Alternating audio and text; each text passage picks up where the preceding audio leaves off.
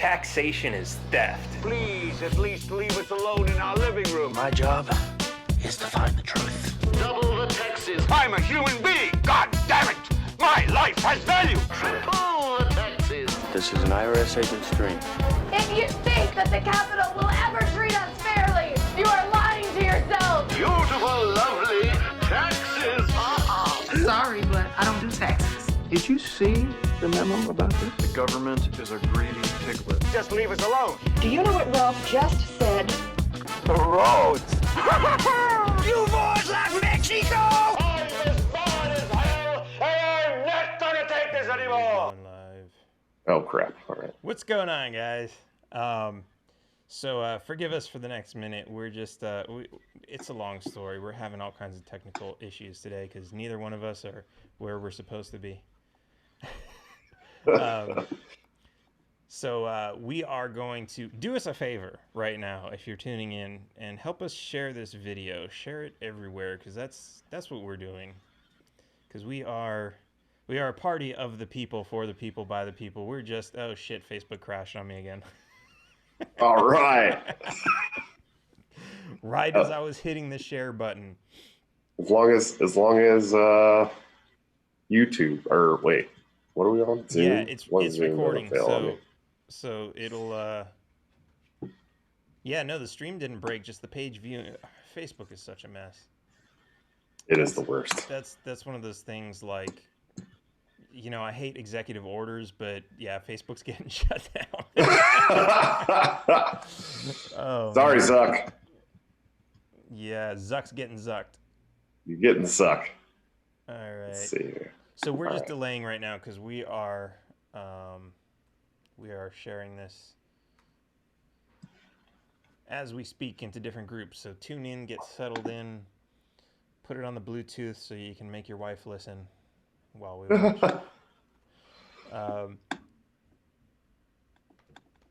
So we got some interesting topics because one thing that I admire about Joshua is he put out a video a while ago talking about promoting and advertising and this sort of thing, which is that's something that I've been fascinated with for a while. I've run like a digital marketing company for a while. I was helping mostly criminal defense lawyers. Yeah, I know everybody hates lawyers. But that's something I really got into for a while. And of course, I have the taxation is theft store, and I apply everything I know to that. And of course, I'm applying it to my presidential campaign, which in my opinion is doing pretty awesome. But so I saw Joshua, excuse me. And I was like, hey, that's awesome. I really like that because that is what the Libertarian Party is missing. So yeah, let's talk about that, man. Why is it so important? Well, I mean, we can't convince anybody to come and join our cause if we can't even entice them with our like first marketing phase. You know, it doesn't work. You know, if people, you know, show up to your branding and it's boring and you don't have people doing any kind of, you know, research to get media appearances, and you don't have anybody who's ready to do media appearances, it's just like, I'll just go back to the two old parties. You know, they run marketing campaigns all the time. But I've talked a lot about creating what I like to call the media hit squad, right? Like that was my big thing. I wanted to last year, but everyone told me I probably shouldn't call it that anymore. So now I'm calling it a regional media team. I'd like to have, you know, look, the national party has 8 regions, right? And so if we had one person in each region of this country that was constantly looking for media opportunities and was also able to do media appearances on behalf of the party when they arise, and that night or the next night or whatever, instead of having one person trying to handle all this stuff, I mean, that would be a huge difference maker for us right away. You know, it gives us the opportunity to have someone like Larry Sharp in the Northeast region who can go on, you know, whatever media outlets he can find for us and talk about the party on behalf of the party. It's a great idea. You know, we have people in Southern California like Boomer Shannon, who's amazing, or Jeff Hewitt, who's amazing in the media. I mean, there's no reason why we can't do this. And I think it's something that we should have done a long time ago. And, you know, if we're not going to be aggressive with the media has no vested interest in us. They're not going to come and talk to us unless we go and make them talk to us. And so, Right. I just think that's a really good way to start marketing right away. And then we could talk about branding later on, but I think we need to be ready for the media all the time. Right.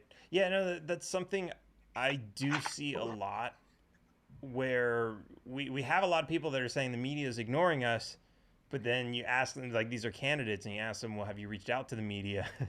And the answer is usually no. So it's kind of like they're not just going to come get you. But of course, okay, look, it's not NBC, it's not CNN or anything like that, but I had a radio station reach out to me today, asking me for an interview, and it's not because, like, this isn't like it's just because I threw my name in the hat, so to speak. It's because I've been doing all this advertising and marketing, and so many people have seen the message that I'm putting out, and this is what gets people's attention. So there's two ways about it. One is you create the marketing, you create the brand, you get a lot of people to see it, including the media. But then the other way is to actually just reach out directly to the media, and that's worked so well too. And yeah, I don't get a lot of responses from a lot of the big outlets, but as far as podcasts and everything else, there are a lot of people who do want to listen, and we need to go after all these avenues too. But of course, it's the big one. So what do you see as like how do we make this happen? Do we need to hire full-time staff whose that's their job to just go after media, monitor the media the whole time? Or what does that look like? Are they volunteers? Are they candidates? Well, I think that the end goal would be to have a media team that we pay. Unfortunately, the National Libertarian Party doesn't have the money to do that at this time. I think we're running on something like it's much higher now, but it was like $1.3 million, which is just insane for a national political party. It's very hard to operate, especially when you have a headquarters that you got to keep the lights on and got AC units going down. I've talked a lot about that, but I think right now we have really great volunteers around the country that would be willing to do media appearances for us. Like I said, Larry Sharp, Boomer Shannon, Jeff Hewitt. If I call Jeff or Boomer or Larry and said, hey man, CNN wants us to have a libertarian go on behalf of the party to this, not a single one of those people is going to be like, no way. They're going to do it. And they'd be happy to do it. I'm sure of it, and I can't really speak for them, but I know them fairly well. And I know that they would probably be interested in doing something like that. So, we just find the right people, we find the right people who have the right message, who we can trust with the media, and say, hey man, let's start getting some media opportunities around the country in these regions and start, making appearances on behalf of the party. And I just think that's really important. But eventually, yes, we would like to have a full-time media person that we pay that can do this stuff, but we have to grow first. It's just, right. It's the inevitable. We have to grow. And we are, this 2019, the most growth the party's seen since 2005 in a non-presidential election year, which I think is huge. And that speaks volumes to what's going on right now. And whether you're upset with the current leadership and these people are joining to change it, or there's people who are fans of the presidential election nominees that are coming up, like you and Furman and Kim Ruff and Jacob Hornberger, it's working, and the party's growing, and we're starting to see more activists and more money's coming in, which is really important. Like, I can't stress this enough. We can't operate as a national political party without money. You just can't do it. Right. So, as that stuff starts to come, that's going to be the goal. But right now we need to focus on how do we get into the media, because they're not coming to us. They don't care about us. We seek to end the greed and graft that they feed on. So, but I'd also like to create like focused marketing campaigns as well for the party. Whether it be something, an awesome graphic with a cool hashtag, or, like when I'm the chair of the affiliate support committee for the national party, we put out this LP Everywhere challenge to people. And basically we're like, hey, we got $1,000. Whoever can get the best earned media and has the best photos, whatever affiliate you're from, we're going to give you $1,000 for winning that challenge. Right. And so we were able to get that kind of passed around. I think that video that I made got seen by like 15,000 people or something, which is not bad, but if we had someone working at the national party, like Jess Mears, who's wonderful at these kind of things, that said, hey, this is the new marketing campaign. We're going to run this for the next month. Let's push it down to the states and let the states push it down to the county level or the local level, and we all put it out at the same time, I mean, now we're in front of millions of people around the country with the same focused marketing campaign. And so those kind of things are really important to political parties. That, the Republicans had the walk away marketing campaign. I mean, that thing worked wonders for them. And the Dems have like the Get Out and Vote campaign, which was huge here in California. I mean, they probably signed up 1 million new voters, Democratic voters, just because they decided to make a focused marketing message that they could push down to all their affiliates. And it really made a big difference. So I'd like to start working on some stuff like that from the national party as well, on top of the aggressive media strategy. Right. And then, we start getting in front of people, and that's what we got to do. Yeah. This is like, so everybody blames like Facebook and Trump and all this stuff and the Russians for what he did. But it's like, if you look at what he did and you break it down, it's really not that complicated. It really is just, you break people into groups, you give them a message that they're going to bite on because they're in that group, and you just do this for like as many different groups as you can, and get out the vote. It's a young people. I looked at the statistics for this. 25, it's like every year, right? Because I guess older people are dying and younger people are becoming able to vote. 25% of the voters are always between like 18 and 25, and then the next 25 is between 25 and 35, or 25 and 45, something like that. So like 50% of the voters are all like under 35 or 40. And it's like that's like the okay boomer thing. Like those are the young people, and if you target a message directly at them, like what the Democrats do, and especially what they do with like MTV and all that shit,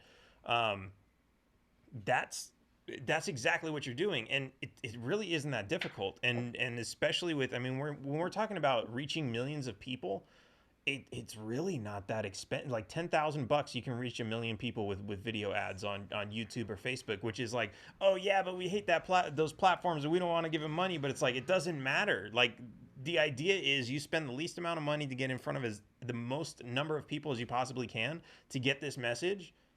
And those are people seeing the message. And then it's not only that, it's, you got to hit them with that repetition, right? Like, sure. The first time you see a Nike ad is just like somebody running and it says Nike, you're like, okay, whatever. But the fact that they have it plastered all over New York City, so wherever you walk, it's Nike, Nike, Nike, Nike. Once you've seen that ad 20 times, all you're thinking about is Nike or Coca-Cola or Adidas or whatever it is, and you're buying that stuff, and that's just how it works. And sure. Is it manipulative? In a way, yes. But at the same time, if you're using that against what the other parties are doing for evil, is that really a bad thing? I mean, is it no? Really and it's well, and we're just trying to get our message out, right? We're not trying to get anyone to buy anything. We're not trying to get them to spend their money on us. I mean, we would like you to give us your money. Right. Don't get me wrong. We need money. But essentially what we want is for people to know who our candidates are. We want people to vote for our candidates. We want people to understand that libertarian philosophy and policy, more importantly in politics, libertarian policy can enrich your life, right? And so they don't know that. 61% of the population in 2016 didn't vote for a presidential candidate. 61%.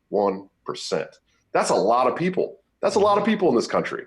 That's not just 61%. Like, that doesn't include of voting age people, eligible voters, right? Did not vote for a presidential candidate in 2016. They didn't vote for those two parties because they don't like those two parties. But probably a large percentage of those people didn't even know that there was a Libertarian Party candidate. They didn't even know that there was a Green Party candidate. They thought there's two parties. That's all we have to deal with. I'm jaded on this system. I'm done with it. I'm going to stay home. It doesn't matter if I vote anyways. But now they log in a couple days before the election. They see the Libertarian Party. They go, what's this? They look at our platform. That makes a difference for us, and whether those people become long-term activists in the Libertarian Party or not, it doesn't make much difference. They know who we are now. They'll start looking at our candidates. They may come around and start giving us money, and then they may become an activist for the party. They may become a candidate themselves. It's all a big trickle-down thing, and it starts with marketing. It starts with media. So it's got to be important for us. It's got to be a big focus for us. Right. So anybody who's watching, we are live right now. Well, unless you're watching the recorded version later, but if you're watching it right now, it's live. Ask your questions. If you got questions, go ahead and throw them out there. What do you think? I'm gonna ask you this because this came kind of as a surprise. Like but not really. Like we've seen this guy. He's been kind of showing up all over the place. As a keynote speaker, as this and that. He just recently became a libertarian, and everyone's like, oh, he's going to run. But of course he's saying, no, I'm not running. And then today, or was it today or yesterday, he announced that he's actually running. I don't think did he ever actually announce, or did he just file with the FEC and news outlets ran with it? I think that's what it was. I never really saw an announcement from him, to be honest with you. Yeah, no, that might have been it. Which, and that, of course, pisses me off, too, because it's like, hey, what about all the other guys who filed? Sure. Which, and I know this is going to be used as, like, one of his things is everyone's going to say, yeah, but look how much press he got, and he wasn't even trying.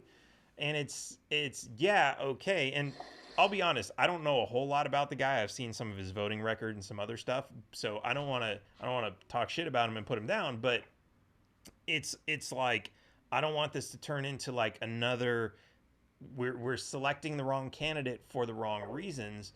If, the guy just became a libertarian, how libertarian is he actually? And does he really agree with the platform, or is he just kind of shape-shifting? So, sure. And I know your position, it's going to be difficult for you to comment on some of this, but yeah, what's your opinion of all of this? So, I have my own, I'm an individual as well outside of being an at-large for the Libertarian National Committee, and I have my own thoughts on all the presidential candidates. I mean, and truth be told, as an LNC member, I've probably looked at all of you guys more than most of the board members. I don't know if you're aware, but a couple months back, I emailed probably 20 different media people to try and get you guys interviews. It wasn't like, I was trying my hardest. We didn't get any of them. I think I got one email back from the Jim Jeffries publicist or whatever, but it never ended up going anywhere. But so look, here's the thing. I welcome Lincoln to the party. I'm happy that he paid his dues and became a member. I think he's shooting a little high. And I think that this year there's going to be a lot of delegates who feel burned by the 2016 election and what Bill Weld kind of did after, not getting that 5% and kind of sticking around for a while and taking off. I think they're gonna look to those past issues and have a problem with somebody doing the same thing this year. I think this is the year we get a radically principled candidate who's going to do a 50-state media tour after they get the nomination and create more libertarians. And I look forward to that. That's kind of what I want to see. So I like I said, I welcome them to the suck. But I just don't see that candidate getting the nomination this year. All right. So yeah, and you bring up a good point about Weld. But at the same time, you've got Gary Johnson, who's I guess he's still registered as a libertarian, I guess, right? Sure. Yeah. I think Gary will stay a libertarian forever. But he's kind of quieted down. He's sure. Where is he? What's he doing? And that's kind ran in 2018. He ran for U.S. Senate as a libertarian in New Mexico. That's right.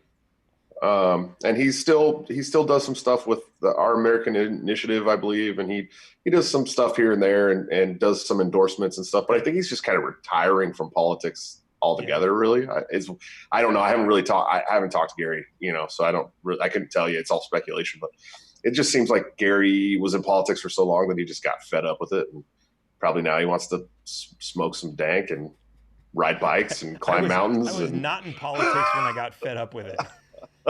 Yeah, exactly. I got fed up with politics and got involved.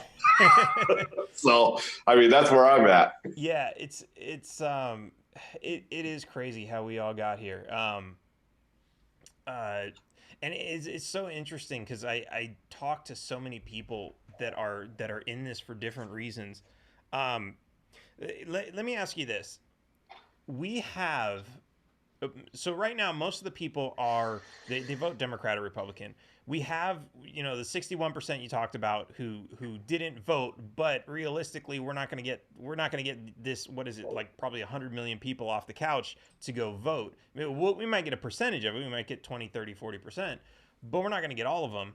And that might not be enough to win. We need the support from Democrats and Republicans. So is there anything that you've figured out on how do we capture that audience? How do we get these people that are supporting these other parties specifically? I mean, like, and I know we have like some of the libertarian socialists who are in the group who are, I wouldn't say they definitely don't support a Bernie Sanders type platform, but we have the left, we have the right, and we have to figure out how do we convince some of these people that libertarianism is better, to get them onto our side to support us against the duopoly.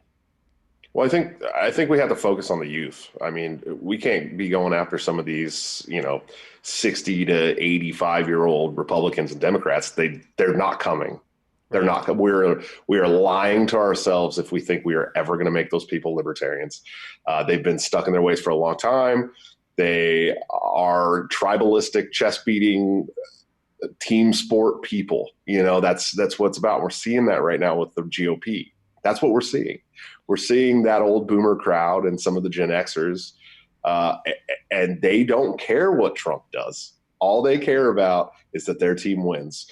So we got to reach out to the youth, man, because the youth on both sides, they can still be convinced. So I think if we're looking at current old party members and voters, and we're trying to figure out how we're going to bring them over, you got to be principled. You have to show that you're different than those parties and that you're principled and that you actually have the courage of your convictions. And you have to bring new innovative marketing styles, because it's not about calling people on the phone when they're getting ready to sit down and eat dinner anymore, like politics used to be. It's about getting on your computer. It's about having a cool text app. It's about sending awesome emails that hook people and making cool videos. Videos are so big now. Rappers. Okay, I'm gonna talk about rappers and somehow involve them in politics here. Rappers don't make money off their music anymore, right? It's done. They don't make money off their music anymore. They make money off of shows and music videos, because everybody watches videos on their computer and their phone all day long. So we should be making an overabundance of content and media content. That we should have a YouTube channel for the National Libertarian Party right now that has 1 million followers. There's no reason why we shouldn't have done this years ago, because that's how we're going to make a big difference, And so I think we need to come up with these new, fresh, innovative marketing ideas and really sit down and roundtable them and figure out how we're going to move forward. But we have to reach out to the youth. The two old parties, if we're ever going to take anybody from those parties, it's going to be young people, 50 and under, at least. I'm probably that's shooting a little high, probably 35 or 40 and under. That's it. But the other side of that coin is there is 61% of the population that didn't vote for a presidential candidate in 2016. And those are our people. Those are the people like us who are jaded with the duopoly, completely done with them. They don't think their voice matters anymore. We need to show them that there is a party that has their principles and their concerns and can enrich their lives. And so if we're not doing that, we're failing, because we're never going to steal enough from the Republicans and the Democrats to actually compete with them. It's always going to be about bringing new people to the party, people that are new to politics, people that are fed up with politics. And I think, I don't really always use this term, but I think the bottom unity thing that Mike Shipley talks about a lot, and the Audacious Caucus and the Lib Sox, and I think some of that is really true. I think that's, if we can kind of coalesce around a message and stop the infighting all the time, a lot of these people are going to be like, hey, this party ain't so bad. Maybe I'll come hang out with these guys. And so I think that's a somewhat important point that Mike makes a lot. And so I'm not opposed to it as I used to be. I still hold true to I don't want anybody to have a seat at our table that is a violent authoritarian, period. Right. I don't think they belong here. I think they muddy our message. So, but if somebody's, whatever, wants voluntary, whatever, I don't care. As long as it's voluntary. Yeah. That's, and there were a couple of those violent people in that group. I think we've run them mostly off, though. Thank God. Yeah, exactly. which is great. But what's like I actually, so I had a couple of these guys on my show a while back, and it was actually really interesting to talk to them and get their perspective on, and after talking to a couple of them, I was like, I really wouldn't call you a libertarian socialist. I'd call you like an anarchist humanitarian, maybe. Sure. And I've come around to just basically calling everything voluntarism at this point. Yeah. I think that's better for us. I think if we can coalesce around a message of voluntarism, we can stop with all these crazy constant adjectives and just be like, yo, I'm a voluntarist libertarian, and that's it. And I want a voluntary society. I don't want people to be forced or thrown in prison for victimless crimes, or I don't want to fight all these endless wars around the country. If we're on the same page there, we're voluntarists and we should work together. And that's kind of where I've come to in the last 2 years. Yeah, I mean, so of course everybody always asks me like, wait, so you want to get rid of all taxes? And I really kind of, that is really kind of where I put in this voluntarism point, because I like to say like, look, taxes are coercive, right? You're giving money at gunpoint. If you don't give them the money, they're going to take it by force. And all I'm saying is, if the government's doing a good job, they can sell their services, they can raise money, they can sell bonds, they can have lotteries, they can do, there's a million different ways for them to raise money. They just can't do it by pointing a gun at people and saying, give it to me or else. And sure.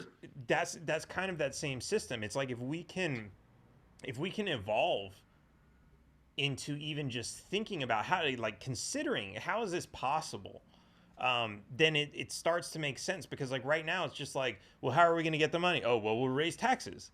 And like, that's always, as far as that conversation goes. Every time. Yeah. And it's like, like basically what they're saying is we'll steal more. Problem solved. And it's like, no, if you want to have a society where you're not abusing people, you need to actually think, okay, how do we turn this into an operational model where people will like what we're doing for them and they will voluntarily give us their money? So, some people jump from that into like, oh, so people are just going to make donations, crowdfunding. No, like the courts, when you want to sue somebody, the courts are charging a user fee for that. And like, if somebody sues McDonald's for $10 million, well, let the court take a percentage, right? Sure. I mean, there's so many different ways to, like, and it doesn't have to be that way, but it's like, there's so many different ways to look at it, and so many different revenue streams that the government could possibly have. But we're always just like, oh, just raise taxes. It doesn't make any sense. Well, and that's, I've talked a lot about this. I'd like to see welfare and those sort of things that people really worry about all the time. I'd like to see the government, if we say we get libertarians in a government, right? Like, federal government, and we start talking about abolishing programs. Everybody that I talk to that's like, so you want to abolish welfare? You want to abolish healthcare? You want to abolish, like, first of all, welfare is probably not the first thing I'm going to abolish on my first day in office. I don't want people to die, So if we're talking about welfare, I want to treat it like we treated the post office, right? Because let's be honest, if the post office was abolished tomorrow, none of us would care. Literally none of us, because they open up the market, they let other businesses compete, and we got things like UPS, FedEx, DHL, all these great businesses that are cheaper, more efficient. They pay their employees really well, and they, unless you're caught in a police shootout, Yeah. it's a pretty decent job, and people make good money doing it, and it's a service that we need. So if the post office was to go out of business tomorrow, we might have to find a new place to buy our stamps, but we're really not going to care that much. Here's a fun fact. The federal government has banned the private delivery of mail. So there's this thing called the Parcel Express statutes, and basically it makes it a felony to deliver mail. Lysander Spooner, I don't know if he created this first or they used this to put him out of business, but he created a post office in like the late 1700s where he was delivering mail faster and cheaper than the post office, and they shut him down. Of course they did. Of course they did. Why? That's how they make money off the post office. Tons of money off the post office. These laws are still in effect, and the only reason UPS is allowed to do it is because there's two exceptions. One is parcels, and one is expedited letters, which is why you can send letters, but they're overnight. So, And it's like, why are these companies even in business? Well, because they're doing a better job than the post office. Sure. Even with like a limited section of the market, they're able to do better. So my point that I was trying to make is I'd like to treat welfare like that, right? All right, we're not going to abolish welfare tomorrow, right? So let's open up the market and stop regulating all these charities completely out of the market within their first year, like the government does now, and see if they work. And if they do work, then we don't need welfare anymore because the market's handling it in the way that helps people probably much more efficiently than what the government's doing currently. Because if you've ever lived on welfare, I haven't. I know lots of people that have. My mom was on it briefly when we were little kids. It's not enough to live on. You know, it barely scrapes your needs, barely. And so, you know, I think that we don't need all these government services, and there's a better way to do things. And if it's crowdsourced, it's crowdsourced. If it's through charity, it's through charity. If it's, you know, there's other ways to do things besides coercion with a gun to your head and the threat of going to jail. And the main libertarian thing is always, we just want to leave you alone, right? But to somebody who's like, wait a minute, I'm 64, I'm going to be retiring soon. You want to shut down Social Security? That doesn't sound like you're leaving me alone. Sure. So, but what's interesting about that is, because like I've been trying to figure that one out too. Like it's free money. Like sure it is. How do you get people out of that with, because my form of messaging is saying, instead of like trying to push you into like, instead of like selling you on all these fears why government's gonna fall apart and the apocalypse is coming and the government's gonna collapse, instead of pushing that, what I like to do is I like to figure out, okay, how can I take you down a path that you want to go down because something's in it for you. And so I'm looking at Social Security and I'm thinking like, okay, is it possible that we can sell people on, you know, look at somebody who's on Social Security now, their life is not wonderful, right? A lot of people are barely getting enough money to just scrape by. Some people still have to get jobs to work when they're that old. They're still paying property tax. Sometimes they get some sort of an exemption, but they're still paying property tax. They're still paying income tax, all these other taxes. And the government's supposed to be helping them out at this point. And it's like, if you were to say, okay, look, if you were to not ever pay into this Social Security system and you were to put it into like a 401k or something instead, and you just show them the alternative and say, if you did this instead, you'd be able to retire when you're so 50. Much more money. Yeah. You'd be able to give a nice life to your kids. When you die, you'd be able to own a house and give that to your kids that they would live in rent free so that they wouldn't be struggling so hard. Show them this path and say, this is the path that your life could be if you abandon Social Security and all these other welfare and all these other government programs and stop giving them taxes and live your own life, invest in yourself. Sure. And I think that's kind of the direction, that's kind of the image that we need to paint for people to see that, like, yeah, hey, that does sound a lot better than these programs that, I mean, they keep telling me they're going to fix it and they're going to give us more money, but yeah, they've been saying that for what, 100 years now. So is that really going to happen ever? Probably not. No, not ever. And eventually it'll fold on itself. I mean, Social Security will probably eventually just completely fold on itself. Yeah. I mean, it's not a sustainable thing. How many times? I mean, Obama did it twice, I think, where he said, like, we're not going to have enough money. Yeah, at least twice, yeah. And it's it's going to continue to happen. And yeah, they were able to pull the money out of their ass from somewhere and make it happen. But just got to raise the ceiling. Dan. Yeah, but like how many, like, eventually it's going to get worse. It's going to get harder to do that. They're going to say, okay, look, we're going to raise the debt ceiling, but we're going to make the payments, but we're going to have to cut the payments by like 10 or 20%. And they're going to start doing stuff like that. And it's like, what can you do? There's no guarantee. I mean, the government says everything's 100% guaranteed. There's no safer investment than the United States government, but come on, really? Sure there's not. Yeah, it's tell that to the Middle East. Yeah. it's mind blowing. But yeah, I think that's kind of the path that we need to go in waking people up to that reality of political parties. Transition. Yeah. No, I agree. I think it's great. You know, I talk a lot about this with our candidates. I mean, you have to go out there and show your constituents how our policies can enrich their lives. I mean, that's plain and simple. The smartest thing that Obama ever did was say there's two things that bring people to the ballot box: hope and change. That's it. You know, if we can show them that there's hope and that change is around the corner and it's helpful, people will vote for us. That's what we got to do. So I agree. Absolutely. Yep. Awesome. All right. Racking the brain. Yeah. Racking the brain.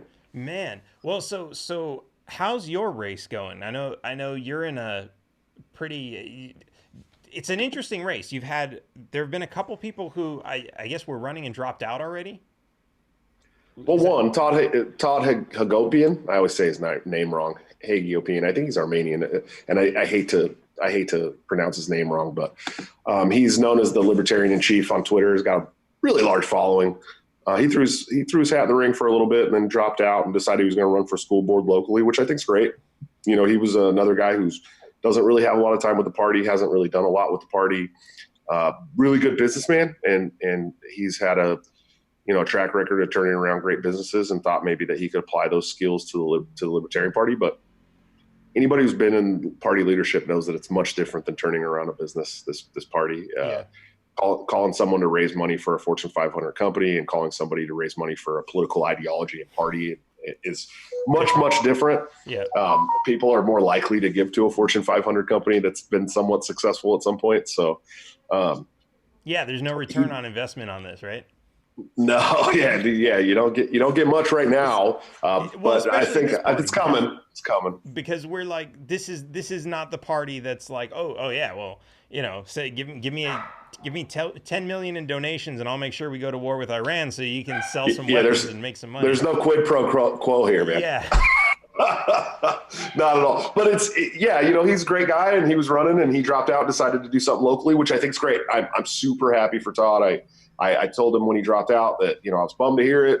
I thought he brought a lot to the table. I would love to work with him on some of his ideas. Should I win the chairmanship, I would be interested in helping on his campaign if he needs help over there. I think he's a great guy. I think he's going to do good things, and he's going to bring a lot to the table for the Libertarian Party. Then there's me, and then there's Mike Shipley. Mike Shipley is one of the co-founders of the Libertarian Party Socialist Caucus. He's been an activist in the party for a long time in Arizona. I believe he was the chair of Outright Libertarians for a long time. Good. I like Mike. Me and Mike used to butt heads a lot. We don't butt heads nearly as much anymore. I've come to like Mike. And I wish, maybe he'd just apologize for calling me a Nazi once or twice. That'd be all right.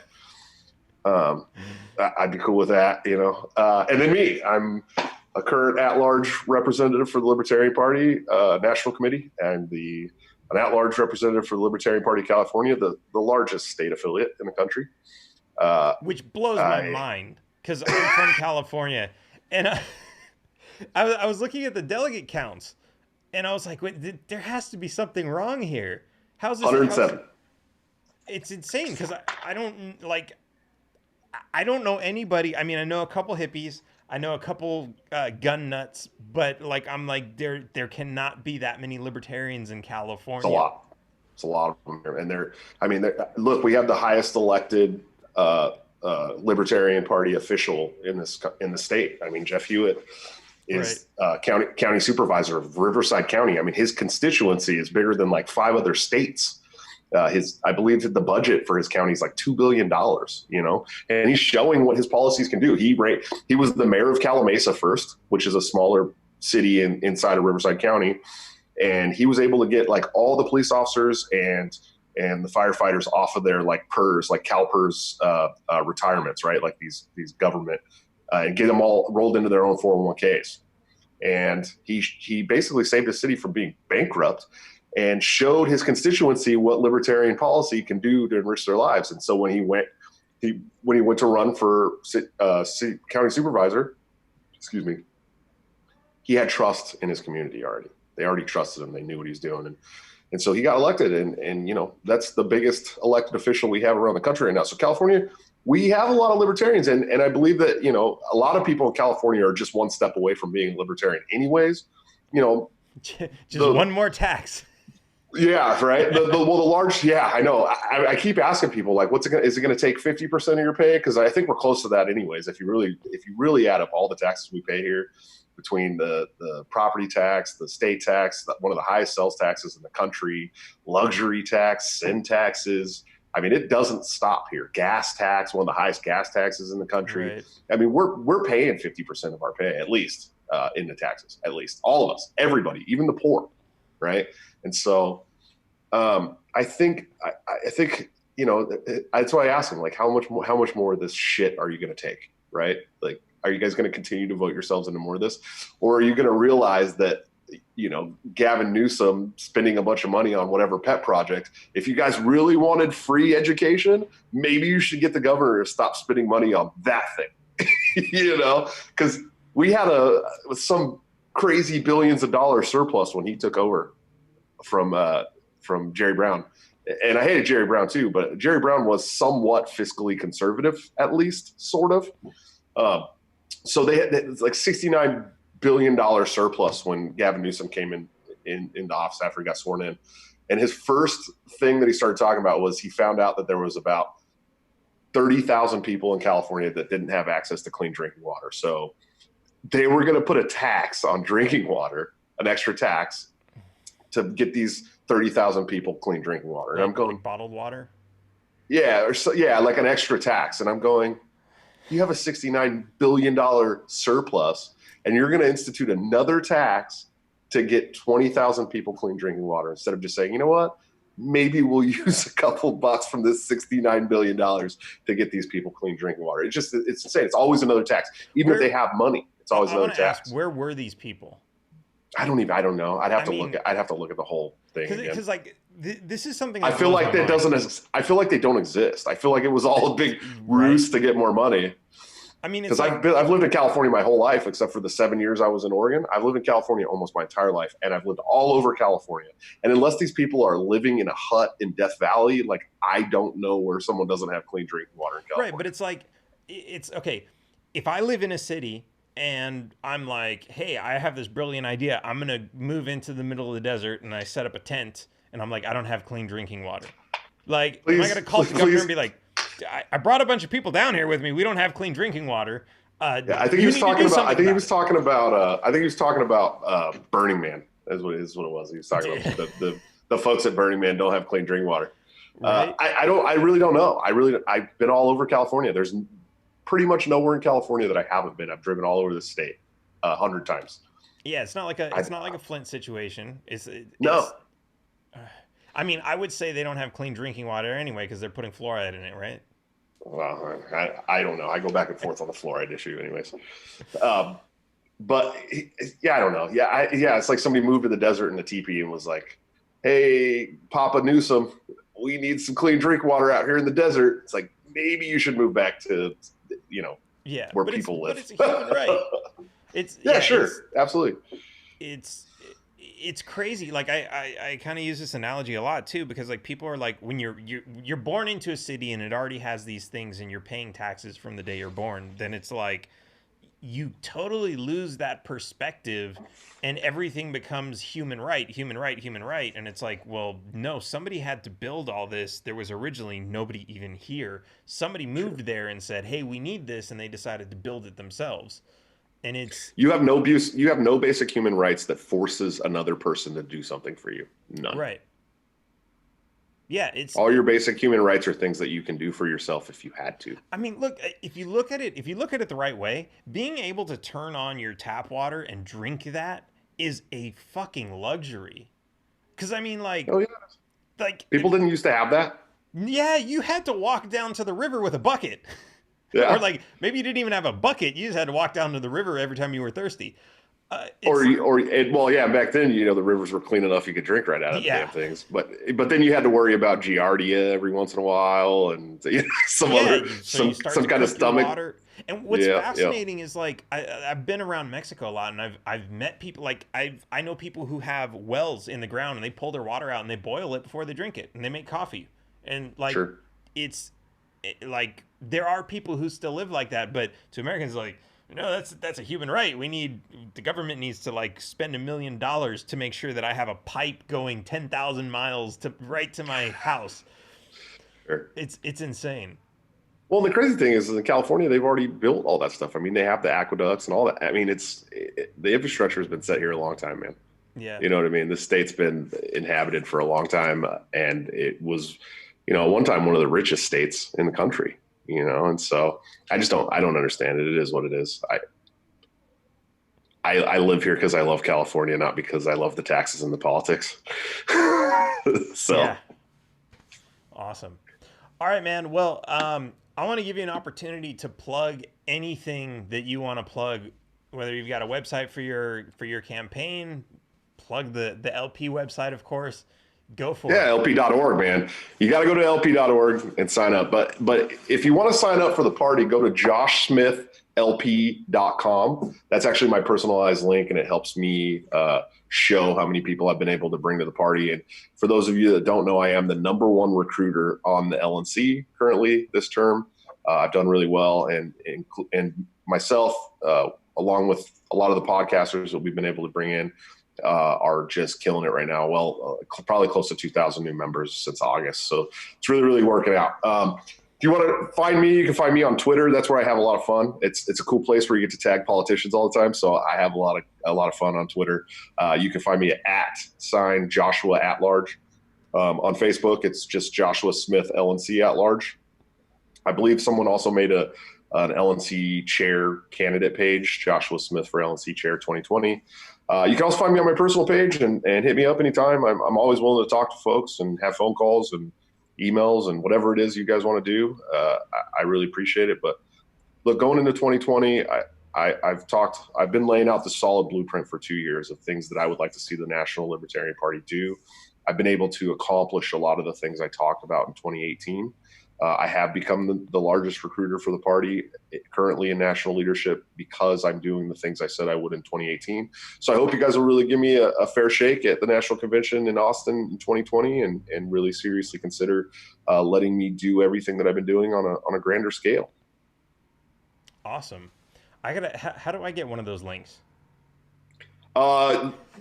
Get with me after this, and I'll get you in touch with Daniel Fishman. So if you wanted to do them with your podcast links, I don't know. I don't know how you would do that if you're a presidential candidate, if that's going to be a conflict. But if you do it with your podcast link, you actually can make money off those. We have an affiliate program right now where for every new member that signs up, you get a certain amount of that contribution for the first year that person is a member. And so it's actually really cool. That's, Tom Woods and Dave Smith and Buck Johnson from Death to Tyrants and Pete Raymond from Free Man Beyond the Wall.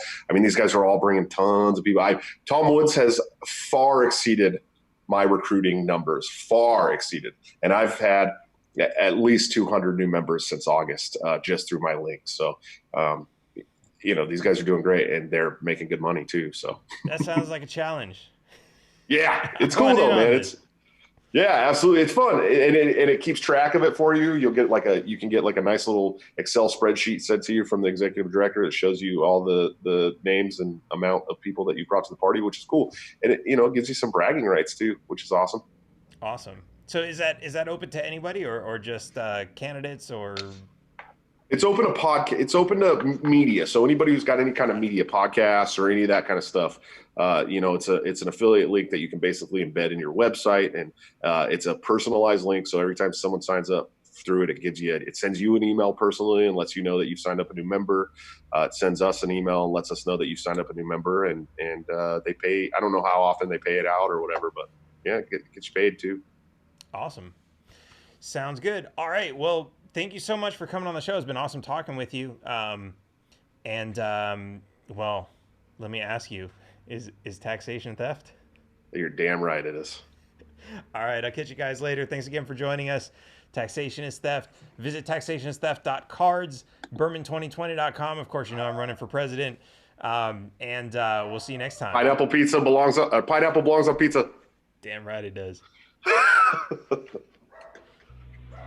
Taxation is theft. Please, at least leave us alone in our living room. My job is to find the truth. Double the taxes. I'm a human being. God damn it.